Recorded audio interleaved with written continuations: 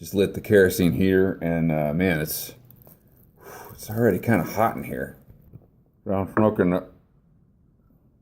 Oh shit! So I'm smoking some Captain Black Royal, graciously sent to me by Olegreg, or as the Minecraft narrator calls him, Olegreg. Olegreg. So you should go check out Olegreg's channel. I'll put a link down below.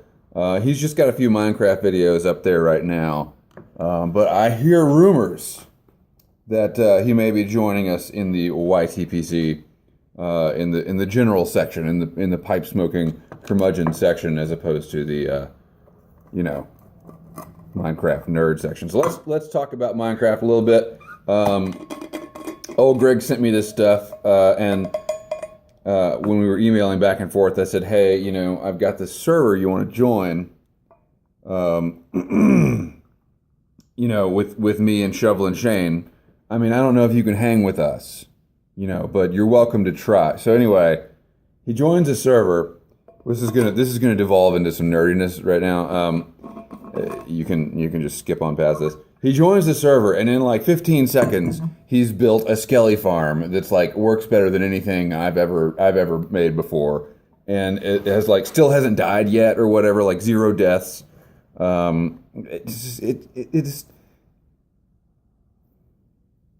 I don't like being shown up, Olegreg, but I sure appreciate the tobacco. Drinking some nice piping hot coffee. I'm smoking my Missouri Meerschaum Stubby, which is no longer Stubby. Stubby pipes don't really agree with me. Probably because I salivate too much. Aren't you glad you know that?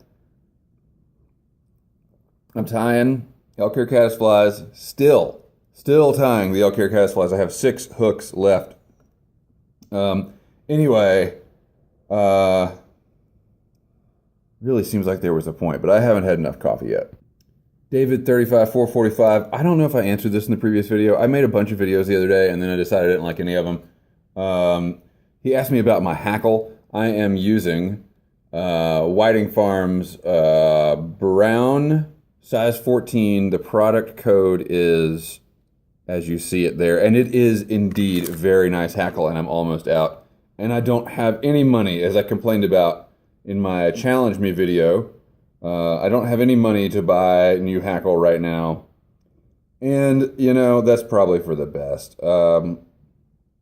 So, yeah, the challenge video is getting some great comments. For those of you who are just coming to this video on my channel, because I'm sure this one's going to get millions of views, and this is how everybody's going to be introduced to my channel. I have some free time coming up, and I asked the community to challenge me with something to do, and I'm getting some really interesting comments about camping in the bothy and nofap, which to me, that's just mutually exclusive. I mean, I have a toddler at home. Why do you think I built the bothy? So, I also have gotten a lot of comments on the previous fly tying ramble about guns. Yeah, well, the ramble wasn't really about guns. It was about sort of like the moral.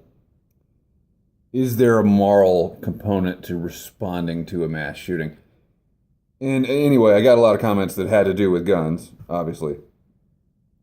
And I thought they were very interesting, and I wanted to kind of touch on those. I'm not going to debate guns with anybody ever again in my entire life. So don't be worried about that. But I did want to say that, I had several perspectives from the continent. Well, actually not the continent, from the UK and continental Europe. And I really appreciate those perspectives because it's cool to hear about how, I don't know about cool. Cool isn't really the word. It's interesting to hear about how foreigners view the mass shooting situation in the States. Because that's the perspective that we don't have here, and we are kind of unique in that regard. Kind of unique, not totally unique. And, so a lot of folks said, well, there was just some back and forth. There was some back and forth. And here's the thing. I appreciate all the back and forth. I'm not going to engage in it, but what I think some people don't understand is that Americans in 2017 have as much control over how many guns there are here as we do over slavery, as we do over the Great Depression, as we do over, the Civil Rights Act. Like, that's all been literally bred into us for so many years. There are, like, time and again, the American people have spoken and said, we want the individual right to bear arms, to own firearms, specifically. And I personally agree with that idea in theory. But if I didn't, it doesn't matter because there's so many guns here. There's more guns than people in this country. I think that's true. There's a lot of guns, and we don't have a choice anymore. Gun control. Ooh, this is gonna rankle some. This is gonna kink your hackle feathers. Gun control is a politically dead issue. They meaning politicians. The politicians like to pretend that it's not. They like to pretend that something can be done one way or another. It's not true. It is as it is, and it will always be that way, at least for the foreseeable future. And I don't want to get off. Anyway, my point is, there's nothing that we as individuals can do about the American gun ethos. Attitudes about guns in America, the proliferation of guns in America. We can't, it's just a fact of life. And so part of the reason I own guns is that I don't, a lot of people said, why don't you become armed with an axe or a sword? And the reason is, I lack upper body strength. I mean, I think I could put a decent hurting on someone with a sword or an axe, but you got to have room to swing it. So if you're in your own house, and I have a tiny little house, I don't know. I'm not sold on that. No, the reason is I want to be on an equal playing field with anyone that might come into my house to do me harm. And here we're talking about home defense and not issues of not political sovereignty issues, right? So just home defense wise, if someone breaks into my house with a gun, I do not want to have an axe. And that is something that Americans deal with, is people breaking into their houses with guns. And, if you guys don't deal with that, then cool. That's great. And if you don't worry about it, great. That's awesome. And I'm jealous. I literally am jealous. But back to life over here. Do you think the fish can smell tobacco? Like, when I'm having a really bad day on the water, sometimes I'm like, oh, it's because I was smoking while I tied those flies. And they can smell it. And then no, bugs don't smell like Captain Black Royal. And that's why they're not biting. You think that's true? Do I need to tie my flies in like a hermetically sealed room with a clean suit and like I would work on a hard drive or something? Maybe I should, or maybe I should just go get some bugs and smear them on my flies after I'm done tying them. That might be a good idea too. These are the kind of things that you start thinking about after you've talked about everything you had to talk about in your video, but you still want to tie flies. People are still listening to you talk, and you start getting self-conscious. That's what happens. So I'll be straight up, and to say that I was a bit misleading in my fly tying ramble about guns. I do still own some effective weaponry, guns that I kind of left out of my assessment of my personal firearm collection. And I don't own what I used to own. Basically, I have an SKS. If you know anything about guns, you know that is an old military surplus rifle that is just kind of cool. They were really cheap back in the early 2000s. And I got a couple. Actually, I think I had 3 of them.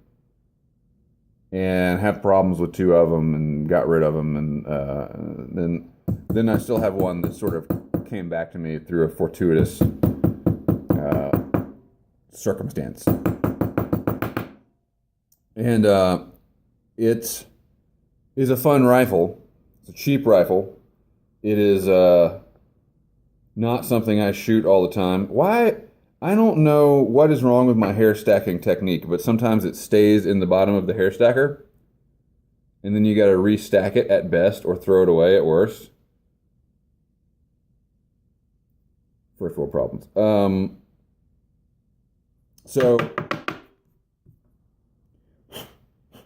So anyway, I own that gun not because I'm a badass and I need a gun. I mean, an SKS is not something you would want to run and gun with.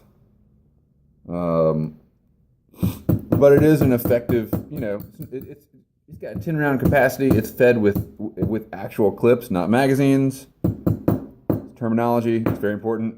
It is fed with stripper clips, which are a pain in the ass. Although I've gotten kind of decent at it.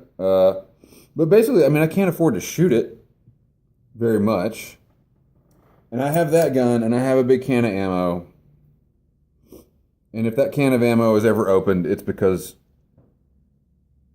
well, shit has hit the fan. And that is what I keep around to quell those anxieties.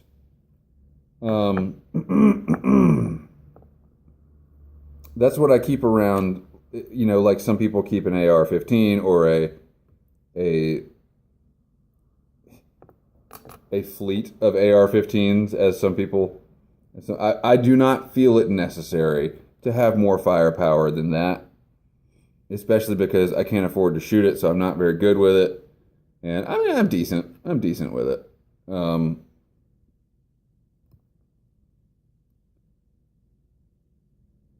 Sorry, got to pay attention. I'm decent with it. I like the SKS.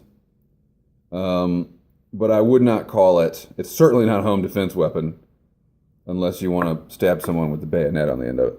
The point is, it was a very calculated purchase. I have some anxiety about high-level catastrophe, disaster, whatever, in which I might need, I don't even know. I can't even articulate what, but I have the anxiety. I have the anxiety, right? So I spend a couple $100 and I get an SKS, and it's like, if that ever happens, I've got a gun to go down fighting with, or whatever the gun internet fora phrase is. I've got a gun they can pry from my cold dead hands when I die of starvation or whatever. And so now I don't have to think about it. And it's managing anxiety, and that's what we were talking about in the comments. Excuse me, in the comments section in the last video. We were talking about gun ownership is calculated risk or managing anxiety, or however you want to say it. 2, 3, 4, 5. Okay. And I'm okay with it. I shoot it once a year, maybe. Decent. I can hit a a Coke can at 100 yards with it. I did get some upgraded peep sights for it. These guns have a terrible sight radius. I used to own an AK, and I miss it sometimes. I do. I used to own a Glock. I had the 23, and then I had the 19, and I got rid of them. And I do miss the 19. I don't miss the 23. I never really bonded with that caliber, but I miss the 19. What a great gun. But I now I have flies to tie, so that's something I can think about instead. Probably comparable in price though. So yeah, I am finishing up my Elcare caddis flies, and then I don't know what I'm going to do. What am I going to do with my life, y'all? I think I'll start the rest of my life by eating a brown sugar Pop-Tart. Thank you for watching. Stay tuned for my response to your challenges. That'll be coming this week. And you never know what might happen this week. This is going to be a good week. Thanks for watching. Keep the ends out for the ties that bind.